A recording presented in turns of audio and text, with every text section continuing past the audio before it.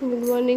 এ দেখো ওর পাপার এখনো ঘুম ভাঙেনি, আর ছেলে এদিকে খুঁজে পাওয়া যাচ্ছে না। ছেলে কোথায় সেই খোঁজা হচ্ছে। হ্যাঁ, এই দেখো ছেলে এখন ঠাকুর ঘরে ঢুকে বসে আছে, দেখেছো? আসবে না, ঠাকুর ঘর থেকে বেরোবে না, তার জন্য বদমাইশি করবে বলে এখন চিল্লাচ্ছে। বেটু, এগুলো কি হচ্ছে? কি হচ্ছে এগুলো? বেরিয়ে আসো, ঠাকুর ঘর থেকে বেরিয়ে আসো, বেরিয়ে আসো তাড়াতাড়ি আসো। দেখেছো, ঠাকুর ঘর থেকে বেরোবে না, কিছুতে দুষ্টুমি করবে এখানে।